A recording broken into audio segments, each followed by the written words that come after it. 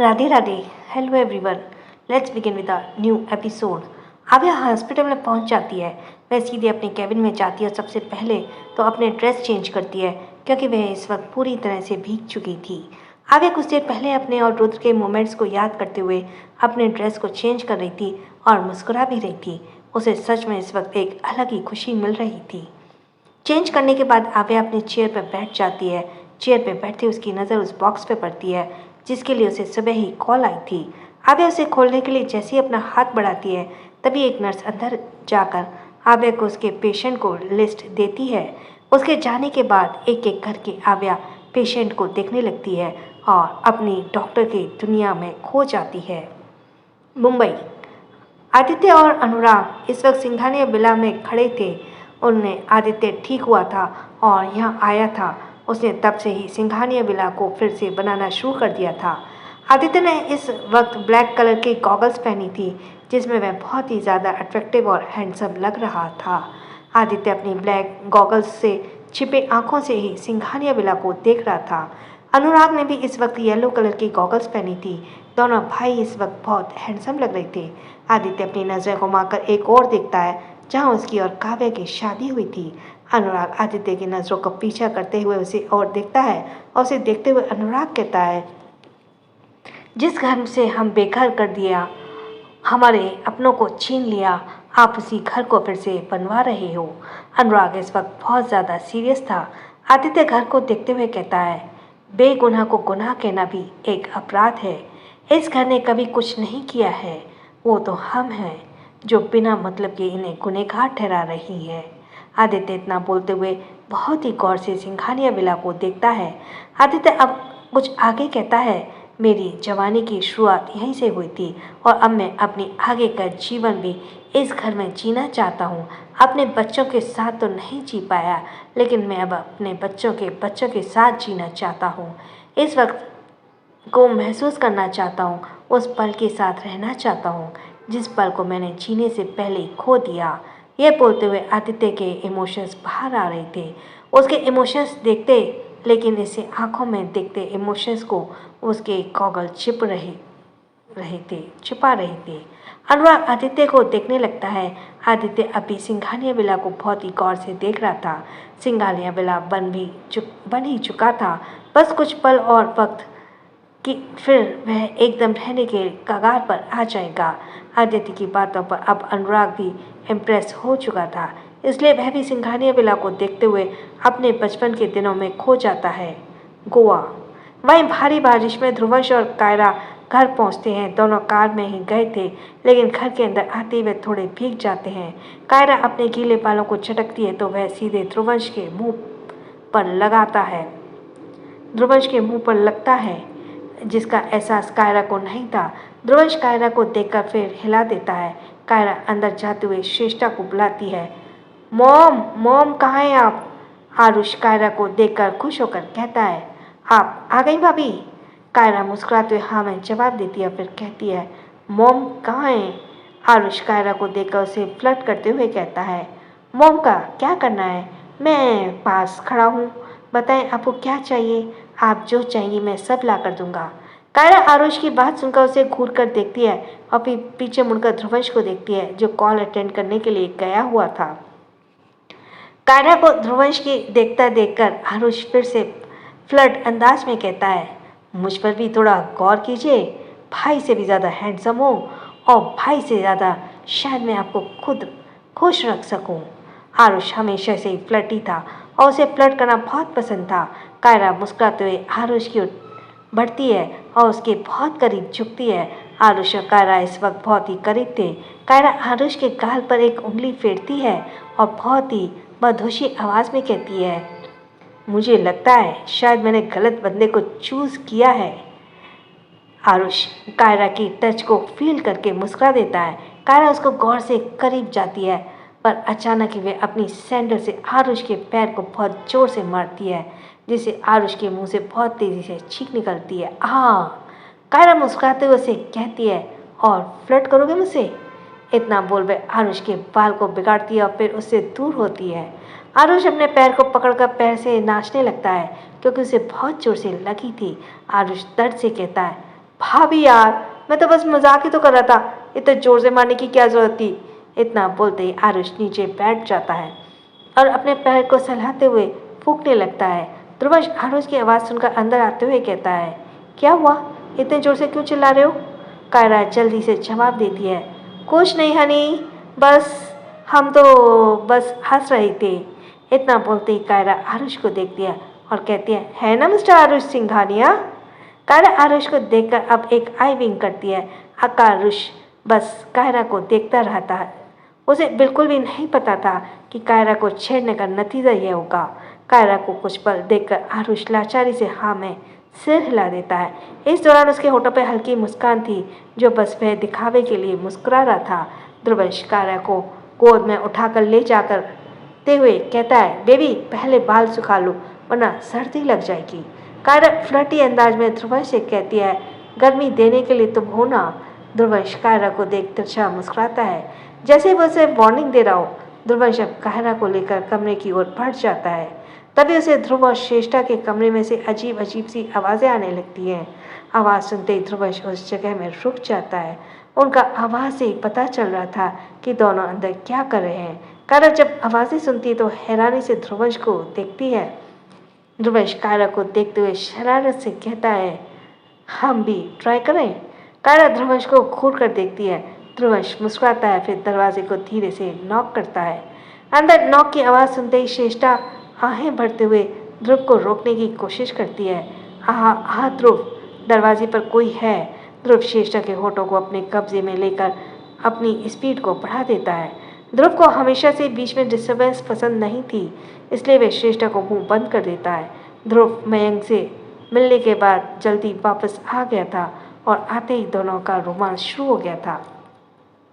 बाहर ध्रुवंश फिर से दरवाजे को नॉक करके बुलाता है, मॉम, डैड। ध्रुवंश की आवाज़ सुनते ही श्रेष्ठा और जोर लगाकर ध्रुव को धक्का देती है। ध्रुव उसके ऊपर से हट जाता है। श्रेष्ठा जल्दी से खुद को संभाल कर वॉशरूम में भाग जाती है। वहीं ध्रुव अब घूर कर दरवाजे को देखता है। उसे इस वक्त सच में ध्रुवंश में बहुत ज़्यादा गुस्सा आ रहा था। ध्रुव अपने कमर को टॉवेल लपेटता है और दरवाजे की ओर बढ़ जाता है। ध्रुव दरवाज़ा खोलता है तो देखता है कि कायरा ध्रुवंश को वहाँ से जाने के लिए कह रही थी। ध्रुव के दरवाज़ा खोलते दोनों ध्रुव को देखते हैं। इस वक्त ध्रुव की हालत कोई भी समझ सकता था। ध्रुव के होठों पर श्रेष्ठा की लिपस्टिक लगी हुई थी और उसके सीने पर नाखून के निशान दिख रहे थे। ध्रुव का शरीर पसीने से भीगा हुआ था। ध्रुवंश गौर से ध्रुव को देखकर कहता है, क्या बात है डैड, आप सेटिस्फाइड नहीं लग रहे।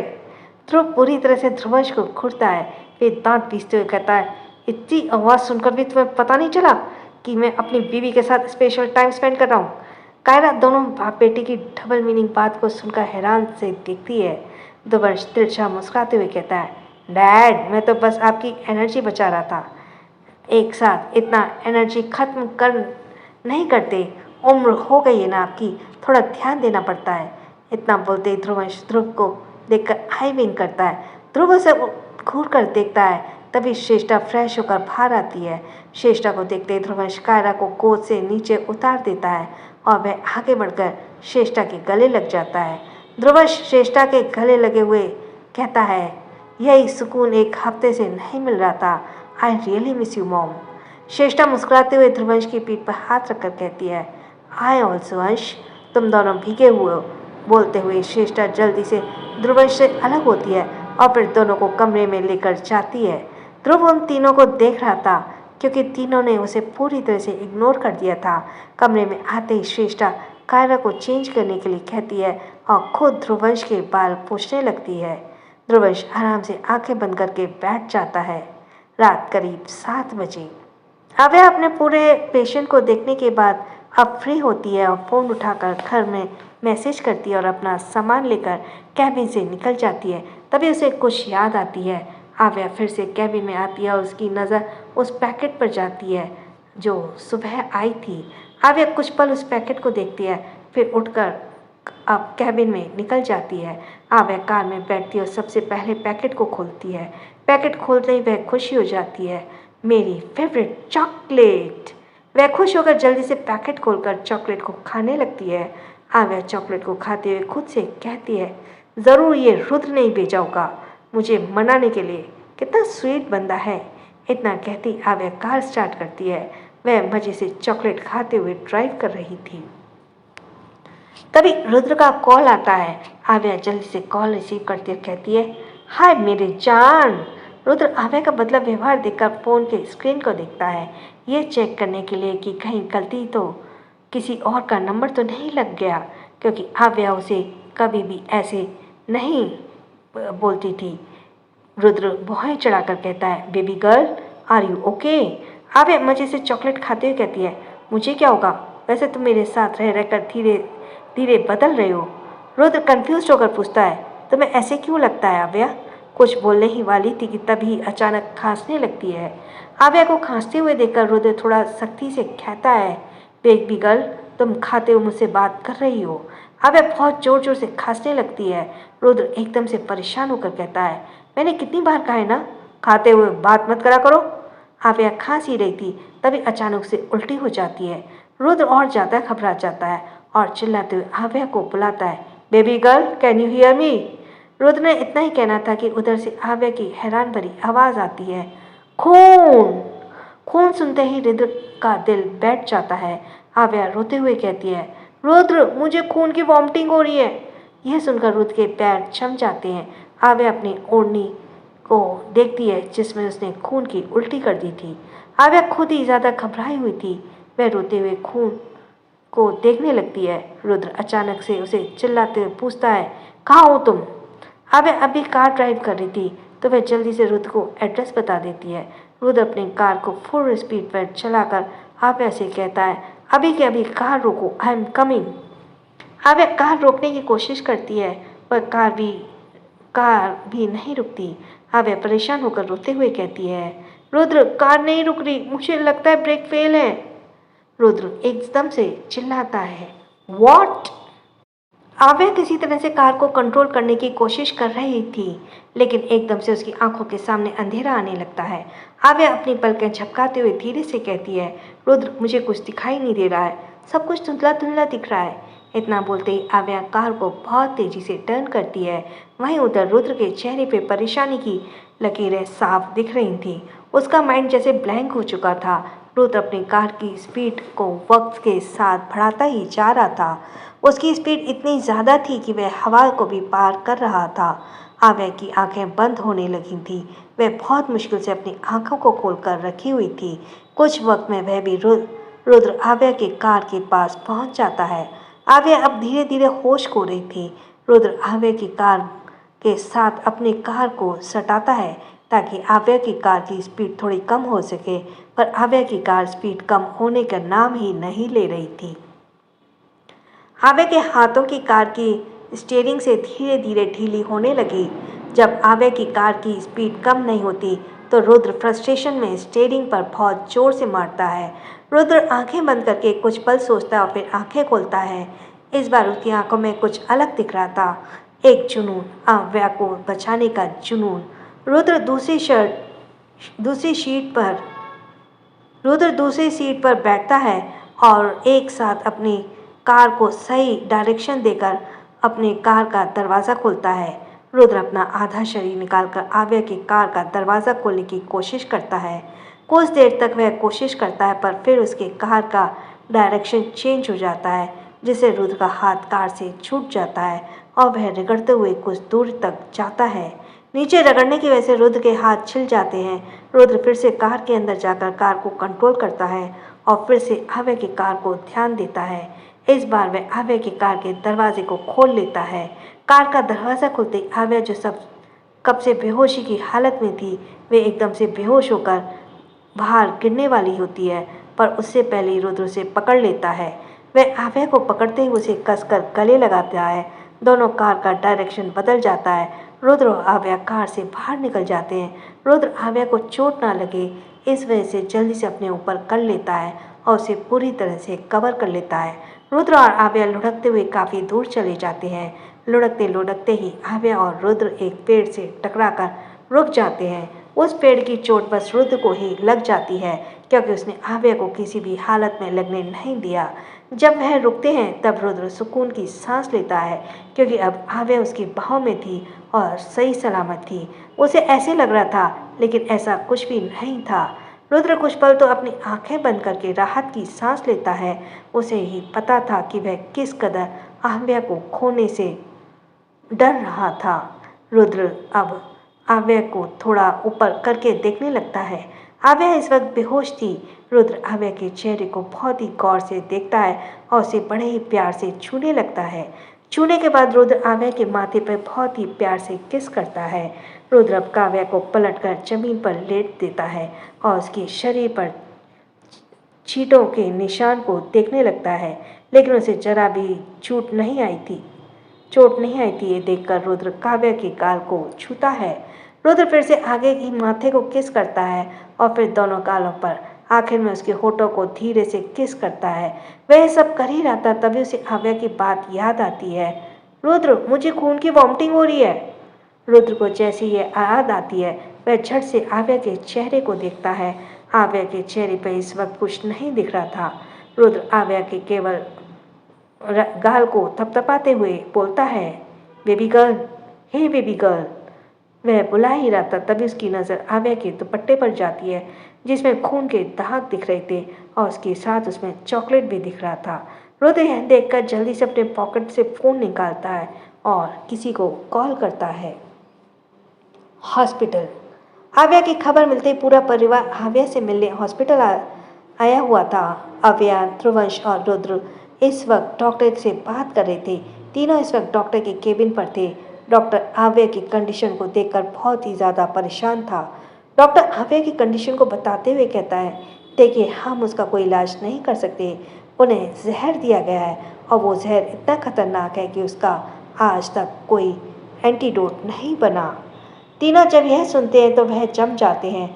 वही ध्रुवंश कुछ पल तो जम रहता है, लेकिन अगले ही पल वह अपने गन निकालकर जल्दी से उसे डॉक्टर के पास जाता है और उसके मुंह पर गन डालकर गुस्से से कहता है, तू डॉक्टर है या यमराज, जो मेरी ट्यूलिप को मरने की खबर दे रहा है?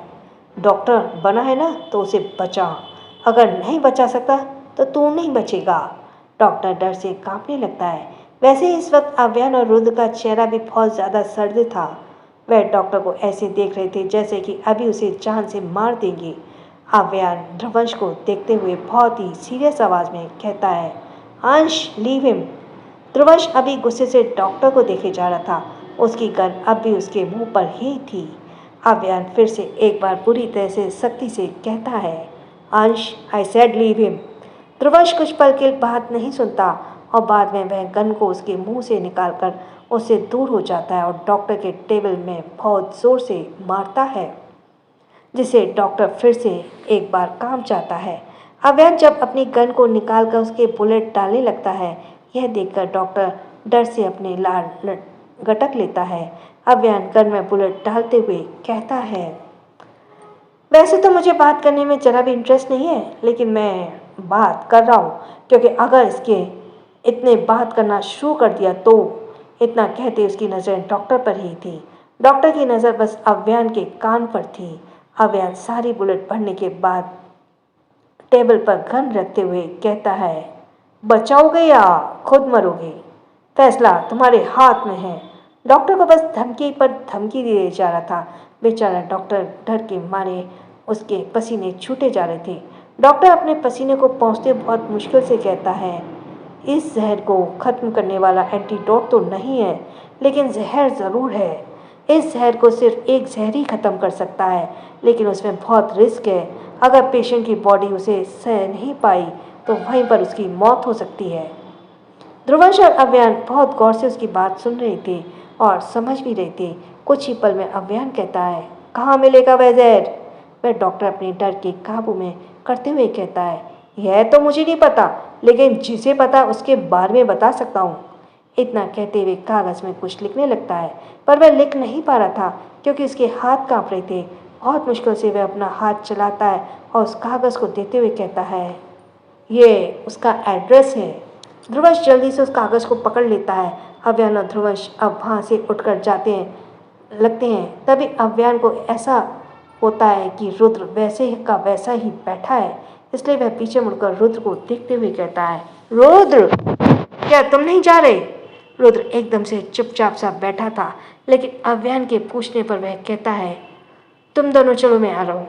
अव्यान कुछ पल रुद्र को देखता है और फिर बाहर चला जाता है।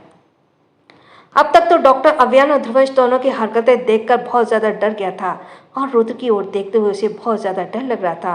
रुद्र सर टेढ़ा करके उसे ही देख रहा था। उसकी आंखें काफ़ी खतरनाक दिख रही थीं। रुद्र अपनी गर्दन पर हाथ फेरते हुए उठाता और अपने कदम डॉक्टर की ओर बढ़ाने लगता है। रुद्र के बढ़ते कदम के साथ डॉक्टर की डर के धड़कनें और ज़्यादा बढ़ जाती हैं। रुद्र डॉक्टर के पास जाकर टेबल पर बैठ जाता है और अपने पैर उसकी चेयर पर रख लेता है।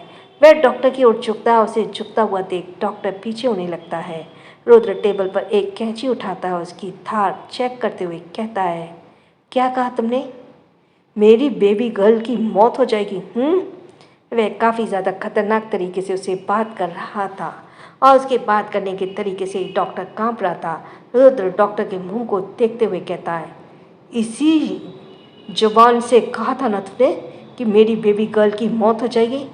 वह इतना ही कहता है और एकदम से उस केबिन में डॉक्टर की दर्दनाक आवाज़ गूंज उठती है। रुद्र अपने हाथों पर लगे खून को रुमाल से पोंछते हुए कहता है, वह जबान जो मेरी बेबी गर्ल को मौत को बता दे, उस जवान को सही सलामत रहने का इजाज़त नहीं है। इतना कहते हुए रुमाल को उस डॉक्टर के ऊपर फेंकता है और फिर उठकर वहाँ से निकल जाता है। वह जैसे ही निकलता है, उसकी कुछ देर बाद नर्स उस डॉक्टर को केबिन में आती है। जैसे ही सामने देखती है तो उसके भी डर से चीख निकल जाती है। काव्या इस टाइम आव्या के पास बैठी हुई थी और उसकी हालत देखकर उसकी आंखों में आंसू बह रहे थे। आदित्य और अनुराग अब तक यहाँ नहीं आए थे। प्रणया काव्या के कंधे पर हाथ रखकर उसे संभालने की कोशिश कर रही थी। प्रणया काव्या को संभालती हुई कहती है, ओए मम्मा, आप टेंशन मत लीजिए, आव्या को कुछ नहीं होगा। काव्या अपने आंसू को पोंछते हुए कहती है, मुझे पता है कि आयन और अर्श कभी भी अपने रैबिट और ट्यूलिप को कुछ नहीं होने देंगे। हमें उन पर पूरा भरोसा है। कुछ वार्ड के बाहर खड़े होकर आव्या को देख रहे थे, क्योंकि सबके जाने के लिए मना किया गया था। अंदर बस काव्या, प्रणया और स्वर्णा थी। स्वर्णा की आंखों में इस वक्त आंसू थे। तभी अचानक कमरे का दरवाजा खुलता है। तीनों एक साथ दरवाजे की ओर देखते हैं, जहाँ आदित्य बिना भाव के खड़ा था। उसके चेहरे पे इस वक्त एक भी एक्सप्रेशन नहीं थे। आदित्य अपने कदम को बढ़ाकर अंदर आता है। काव्या जल्दी से आदित्य की ओर बढ़कर उसके गले लग जाती है। काव्या को कब से खुद को कंट्रोल करके रखती हुई थी, अब वह रोने लगती है। आदित्य को देखकर प्रणया स्वर्णा को लेकर बाहर निकल जाती है। काव्या आदित्य को अलग होकर आगे की ओर इशारा करते हुए कहती है, मिस्टर हस्बैंड, देखिए ना, परी को क्या हो गया है? आदित्य काव्या की आंखों को पहुंचकर कहता है, कुछ नहीं होगा उसे। काव्या आदित्य को देखती है। आदित्य अब आव्या के पास जाता है और उसके सामने जाकर बैठ जाता है। काव्या भी बैठ जाती है। आदित्य आव्या के माथे को छूते हुए उसके बालों पर हाथ फेरता है। तभी काव्या धीरे धीरे होश में आने लगती है। आव्या के पलक हिलने लग देखकर काव्या खुशी से आव्या को बुलाती है, परी। आव्या आंखें खोलकर पहले काव्या को देखती है और फिर आदित्य को देखती है। आदित्य को देखते ही आव्या उसे बोलती है, डैडा। आदित्य काव्या के चेहरे को बहुत गौर से देखता है। आव्या कुछ अब उठकर बैठ जाती है। आदित्य आव्या के गाल पर हाथ रखता है।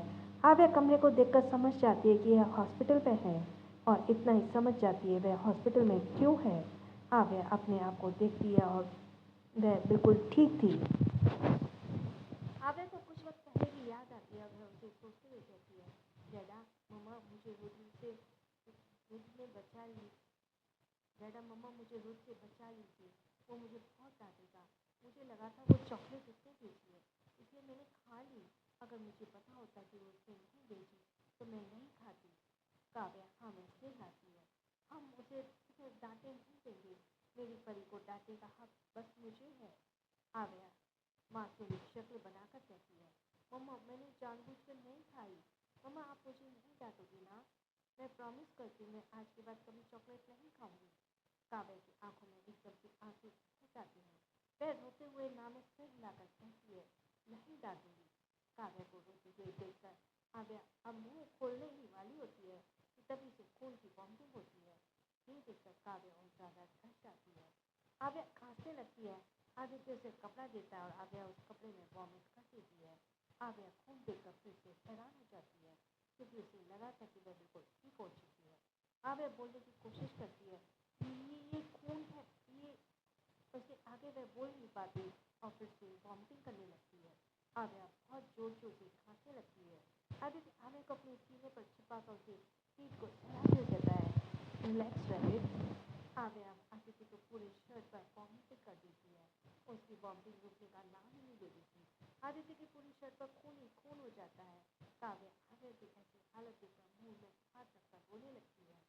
आव्या को शांत करने के लिए आदित्य बार बार उसकी पीठ को सहलाए जा रहा था। आव्या अब आदित्य को देखकर रोनी आवाज में कहती है, डैडी मुझे गर्दन में दर्द हो रहा है। तो तब बोल रहे फिर वॉमिटिंग करती है। तभी से एक बार कमरे का दरवाजा खुलता है और इस बार डॉक्टर की जांच लेकर अंदर आता है। दुनिया के हर एक स्पेशलिस्ट डॉक्टर को बुलाया गया था। आव्या की हालत एक डॉक्टर जल्दी से समझ जाता है और जल्दी से आकर बढ़कर कहता है, आपने पेशेंट को होश में क्यों रखा है? यह होश में रहेगी तो वॉमिटिंग होती रहेगी। वॉमिटिंग के उसके अंदर का सारा खून निकल कर बाहर निकलेगा। इतना बोलते हुए बेहोशी का इंजेक्शन लेता है और आव्या को लगा देता है। आव्या धीरे धीरे बेहोश हो जाती है। आव्या ने जो अब तक आदित्य इसको कसकर पकड़ा हुआ था, उसकी पकड़ ढीली हो जाती है। आदित्य आव्या के बेड पर अच्छे से लेटाता है और वह डॉक्टर जल्दी से बाकी डॉक्टर्स को इशारा करता है। डॉक्टर्स एकदम से बोलते हैं, आप लोग बाहर जाइए प्लीज़। आदित्य आव्या के मुंह से खून को पोंछता है, फिर उसके माथे को किस करता है। डॉक्टर ध्रुव से बात करते हुए कहता है, वैसे तो जहर पूरी बॉडी में फैल चुका है। ये बहुत जहरीला है और तेज रफ्तार से बहुत जल्दी फैल जाता है। हम बस उसे थोड़ा कम करने की कोशिश कर सकते हैं, पर जो होगा वो इस जहर को खत्म करने वाला जहर से ही कुछ होगा। इसलिए आप प्लीज़ इस जहर को जल्दी से जल्दी लाने की कोशिश कीजिए। ध्रुव हाँ कहता है। आदित्य अब अपनी जगह से उठकर वहाँ से जाते हुए कहता है, तुम लोग बस ट्रीटमेंट करो, जहर वक्त पर पहुँच जाएगा। आदित्य तब बोलते हुए बाहर चला जाता है। आदित्य बाहर जाकर प्रज्ञा के पास रुककर कहता है, वाइफी को बाहर लेकर आओ, मैं जाऊंगा तो वो और ज़्यादा रोएगी। प्रज्ञा हाँ में सिर हिलाती है और फिर अंदर काव्या को लेने के लिए चली जाती है। अनुराग आदित्य के शर्ट पे लगे खून के दाग को देख के कहता है, प्रिंसेस ठीक तो है ना भाई? आदित्य कोई जवाब नहीं देता, वह सीधे बढ़ते हुए चला जाता है। वहीं दूसरी तरफ अव्यान, रुद्र और ध्रुवांश इस इंसान से मिलकर अब अपनी मंजिल की ओर बढ़ रहे थे। रॉनी इस वक्त ड्राइव कर रहा था। ध्रुवश रॉनी के साथ बैठा था। आव्यान और रुद्र साथ बैठे थे। रुद्र के हाथ को चोट लगी थी, वहां से खून बहते हुए सूख चुकी थी। आव्यान के माइंड में इस वक्त इस इंसान की बातें चल रही थी। जिस जहर की आप लोग खोज कर रहे हैं, उसे लाना बहुत मुश्किल है। उस जहर को लाते हुए बहुत लोगों की मौत हो चुकी है। वो जहर कोई बनाता नहीं है, बल्कि वो उगता है। जैसी जड़ी बूटी उगती है दवाई की तरह, उसी तरह से ये जहर भी उगता है।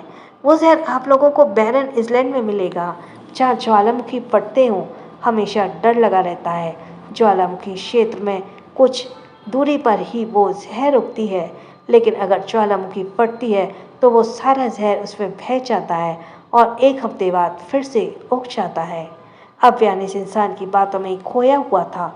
उन्हें ट्रैवल करते हुए 45 मिनट हो चुके थे और 15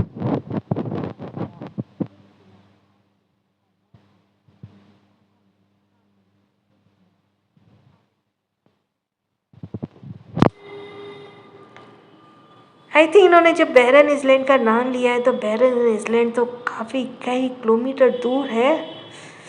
तो यहाँ पे ये 1 घंटे में पहुँच रहे हैं। राइटर को कोई और ही नाम सोच लेती। कार का माहौल गर्म था, सॉरी डिस्टर्ब करने के लिए। कार का माहौल गर्म था और उस गर्म माहौल को ध्रुवश गर्म होते हुए कहता है, जिसने भी वो जहर दी है उसे मैं अपनी कब्र खुद अपने हाथों से खोदी है। इतना बोलते हुए कुछ सोचता फिर कहता है, ब्रो आप तो हमेशा ट्यूलिप के पीछे बॉडीगार्ड्स रखते थे, तो फिर आज ये सब कैसे हो गया? अव्यान अपनी मुट्ठी कसता है और अपने फेस पर कोई एक्सप्रेशन आने नहीं देता। अव्यान के बॉडीगार्ड महीने में एक बार ट्रेनिंग सेंटर में ट्रेनिंग के लिए भेजा जाता है, जहां उनका सब कुछ चेक किया जाता है। आज भी वही दिन था जिसका फ़ायदा उठाकर आव्या पर हमला किया गया था। जिसने भी ये किया था वह काफ़ी दिनों से सब कुछ प्लानिंग कर रहा था, जिसका अंजाम आज दिया है उसने। बैरन इसलैंड। कुछ आधे घंटे बाद तीनों उस जगह पर पहुंच जाते हैं जहां उस इंसान ने कहा था। आवेन देखता है तो कुछ ही दूरी पर ज्वालामुखी विस्फोटक था।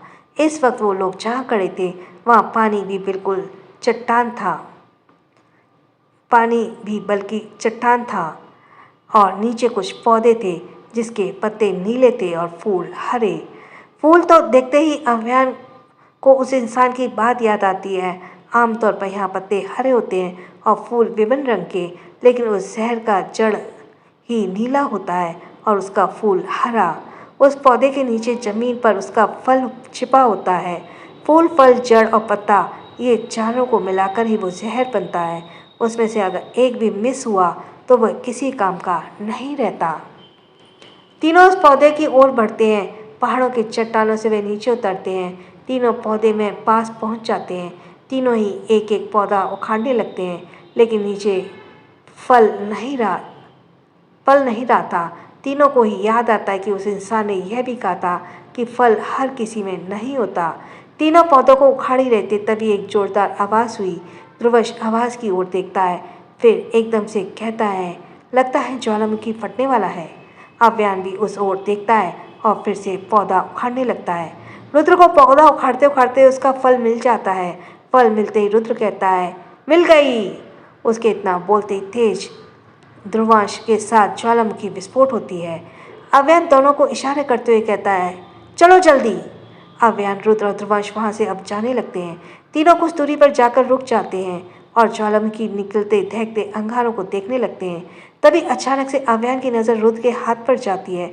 अव्यान एकदम से चिल्लाता है, रुद्र, फल और पौधा कहाँ है? अव्यान जैसे ही चिल्लाता है, रुद्र और ध्रुवंश एक साथ उसके हाथ को देखते हैं, जिसमें बस रुद्र ने फल ही पकड़ा हुआ था। रुद्र फल को खोजने में इतना डिस्टर्ब था कि उसे याद ही नहीं रहा उसे पूरा पौधा उठाना था। अव्यान और ध्रुवंश भी उसे ढूंढने में डिस्टर्ब थे, लेकिन जब रुद्र को मिल गया था तो उन्होंने भी ध्यान नहीं दिया कि रुद्र ने सब कुछ लिया या नहीं। अब तक उन्हें होश आया तो ध्रुवंश एकदम से कहता है, शिट। रुद्र अब उबलते हुए आग को देखते हुए उस आग को कोई देख तो उसकी आंखों में मौत का खौफ देखा है, पर रुद्र की आंखें तो ऐसे कुछ नहीं देख रहा था। इस वक्त रुद्र ने आव्या के साथ बिताए पल याद आ रहे थे। आव्या की मुस्कुराहट, आव्या की प्यारी बातें, उसकी खुशी, उसका मुंह बिगाड़ना जिसमें वह बहुत क्यूट लगती थी। रुद्र का इस वक्त बस आव्या दिख रही थी, उसके साथ बिताए पल दिख रहे थे। रुद्र वह सब कुछ सोच ही रहा था, तभी वह जल्दी से अव्यान को फल पकड़ाकर दौड़ते हुए इस आग की तरफ भागता है।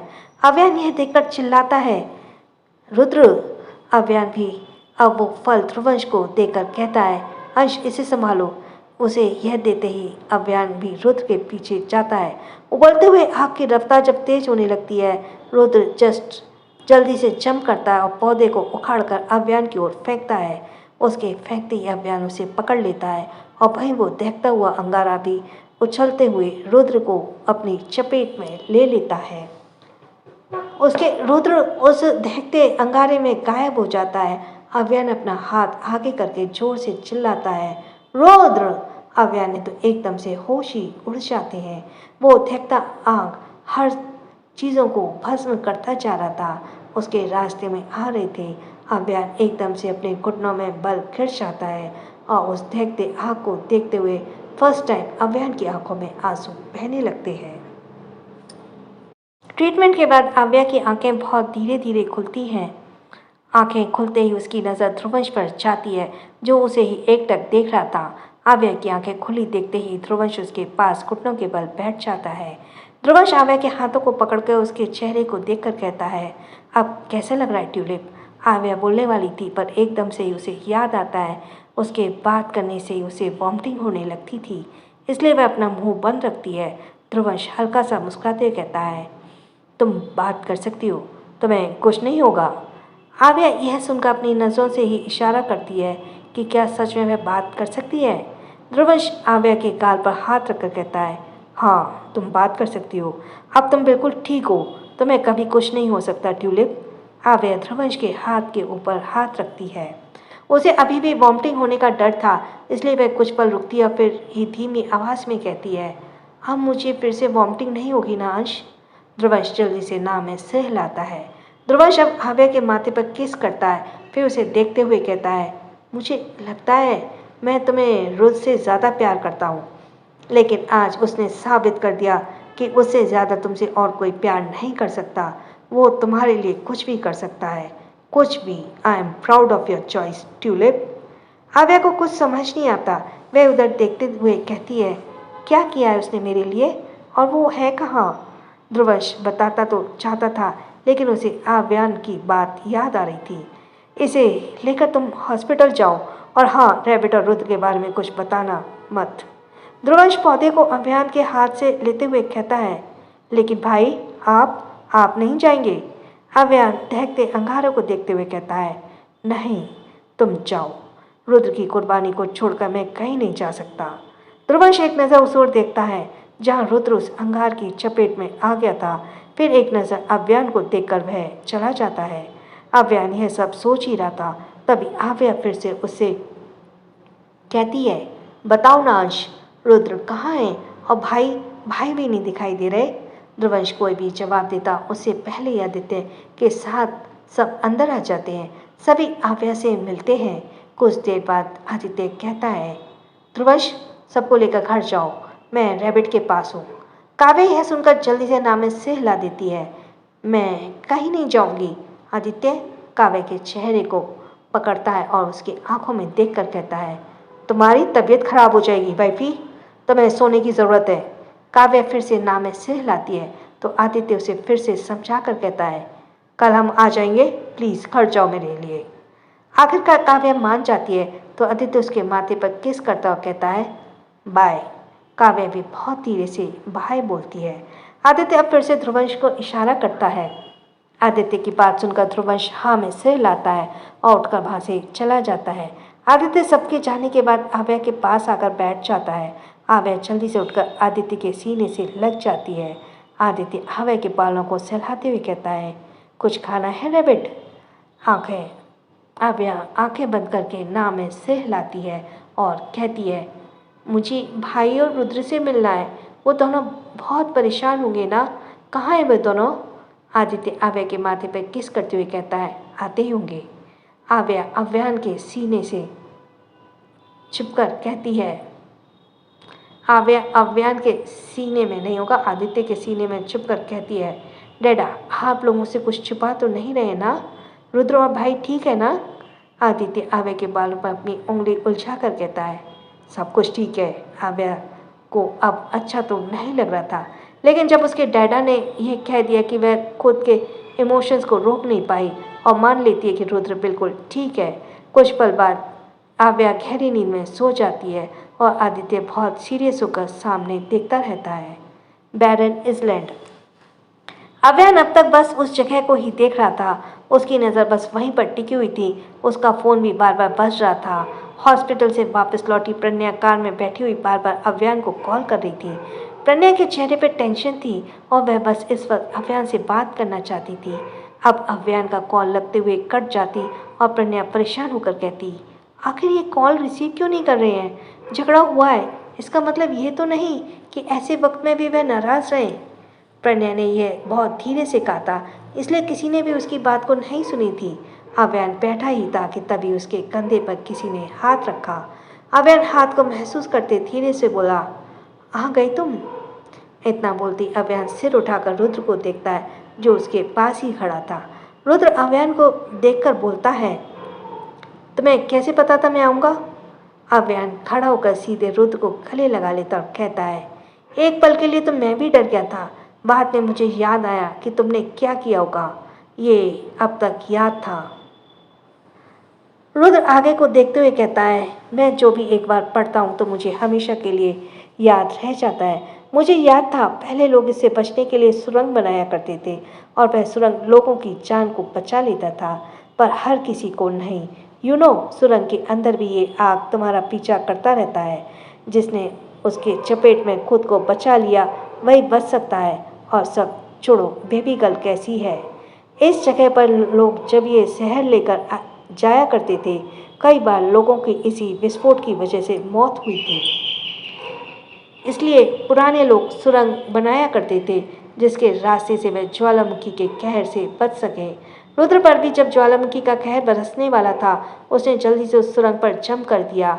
ये सुरंग जितने लोगों को बचाता है उतना मारता भी है। सुरंग में भी दहकता आग जाता है, लेकिन थोड़े कम मात्रा में, क्योंकि सुरंग पर एक बार कूदने पर वहाँ उसने आप बीच में पत्थर की दीवार बन जाती है, जिसे वो दहकता आग बाद में पिघला देता है, पर उसमें बहुत वक्त लगता है। आव्यान का पहले डर में आंसू निकल गए थे, क्योंकि सुरंग में कूदने पर अपने आप ही एक दीवार बन जाती है, जिसे वो दहकता आग बाद में पिघला देता है, पर उसमें बहुत वक्त लगता है। आव्यान का पहले डर से आंसू निकल गए थे, लेकिन अब उसे ये याद आई कि ध्रुवंश को जाने के लिए बोलकर खुद वहाँ पर रुककर रुद्र का इंतजार करने लगा, क्योंकि उसे पता था रुद्र जरूर आएगा।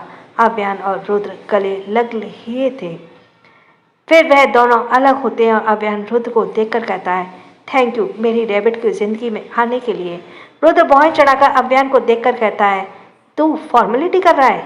आव्यान मुस्कुराते हुए कहता है, कोई फॉर्मेलिटी नहीं कर रहा, मैं अपने दिल की फीलिंग है। मैं पहले बस सोचता था कि मैं तुम्हें अपने रैबिट की ज़िंदगी से कैसे निकालूं, लेकिन अब नहीं। आव्यान यह बोलते हुए रुद्र आंखें छोटी करके उसे घूरता है। आव्यान ये देखकर हंसते हुए कहता है, मैं भी तुम उसका भाई हूँ। अब एक क्रूअल मर्डरर के पास तो अपनी बहन नहीं दे सकता, तो इसलिए मैं भी चाहता था कि मैं तुम्हारे पास अपनी बहन को ना आने दूँ। रुद्र आव्यान को बुरी तरह से घूर कर कहता है, दोस्त के नाम पर दुश्मन है तू। एक बात याद रखना, अगर तूने भी बेबी गर्ल को दूर करने की कोशिश की तो जान ले लूँगा तुम्हारी। आव्यान अब रुद्र को घूरता उसे कहता है, एक लड़की की वजह से तुम मुझे मारेगा? रुद्र बोरियत से आव्यान को देखकर कहता है, क्या कोई शक है? तुझे मेरे साथ पूरी जिंदगी थोड़ी बितानी है। खुद तो शादी कर लिया, मौज कर लिया, मुझे भी तो शादी करनी है। तू अगर करेगा तो बोल, मैं बेबी गर्ल को छोड़कर तुझे ज़्यादा इम्पोर्टेंस दूंगा। आव्यान रुद्र को घूरते हुए कहता है, मैं क्यों करने लगा तुमसे शादी? इससे अच्छा मैं अपनी क्यूट सी वाइफ के साथ न रह लूँ। इतना सॉफ्ट स्किन है उसका, जब मैं उसे प्यार करता हूँ तो ऐसे लगता है जन्नत की सैर कर रहा हूँ। रुद्र आप दूसरी ओर दिखता है, क्योंकि आव्यान को ऐसा बोलना उसके अंदर हलचल मचा रहा था। उसके अंदर भी ये सब करने की चाह होने लगी। रुद्र आव्यान की बातों को काटते हुए कहता है, तुझे पता है आजकल तू बहुत बकवास करता है। अब चल यहाँ से, घर नहीं, वरना मैं हम दोनों का यहाँ मैंने कौन सा रोक कर रखा है। चलो। इतना बोलते ही दोनों एक नज़र उस ज्वालामुखी के विस्फोट को देखते हैं। वे वहाँ से चले जाते हैं। सुबह के करीब 8 बजे आव्या की नींद सुबह की वजह से खुल जाती है। सुबह सुबह वह जैसे ही आंखें खोलती है, उसकी नज़र आव्यान पर जाती है, जो उसे ही देख रहा था। इस वक्त उस कमरे में आदित्य और आव्यान मौजूद थे, रुद्र नहीं था। आव्यान आव्या की आंखों में खुली देखकर उसे गाल पर हाथ रखकर और पूछता है, आर यू फाइन रैबिट? आव्या धीरे से हाँ में सिर लाती है। अपनी नजरें अब इधर उधर रुद्र को ढूंढने लगती हैं। वह पहले आव्यान को ढूंढ रही थी, पर वह तो आ चुका था, लेकिन उसे रुद्र कहीं दिखाई नहीं दे रहा था। आदित्य और आव्यान अब एक दूसरे को इशारा करते हुए वहाँ से चले जाते हैं। उसके जाते ही वॉशरूम का दरवाज़ा खुलता है और रुद्र बाहर आता है। रुद्र को देखते आव्या के दिल में सुकून जग उठता है। रुद्र आव्या की ओर बढ़ता है। आव्या भी उठकर बैठ जाती है। रुद्र आव्या को एकदम ठीक ठाक देखकर उसके सामने बैठ जाता है और उसे बहुत ही गौर से देखने लगता है। आव्या भी रुद्र को देख रही थी। रुद्र अब अपना हाथ बढ़ाकर उसके गाल पर रखता है और फिर कहता है, are you fine baby girl? Aavya Rudra के हाथ के ऊपर अपना हाथ रखते हुए धीरे से हाँ में सिर लाती है। रुद्र कुछ कहने वाला होता है, लेकिन उससे पहले आव्या सर झुकाकर धीरे से कहती है, आज के बाद मैं कोई चॉकलेट नहीं खाऊंगी। वह बोलते हुए आव्या बहुत ज़्यादा मायूस लग रही थी। रुद्र उसे एकटक देखे जा रहा था। आव्या सिर झपकाए फिर से कहती है, प्लीज़ मुझे मत डांटना, मैं प्रॉमिस करती हूँ मैं आगे से चॉकलेट नहीं खाऊंगी। रुद्र पहले उसको एकटक देखता रहता है और फिर उसे गले से लगा लेता है। आव्या एकदम से चौंक जाती है। So thanks for listening. छोटों को प्यार, बड़ों को सम्मान। देखते हैं कितने लाइक करते हैं, कितने सब्सक्राइब करते हैं। कितने नोटिफिकेशन बेल दबाते हैं, कम से कम एक तो कर दो। राधे राधे।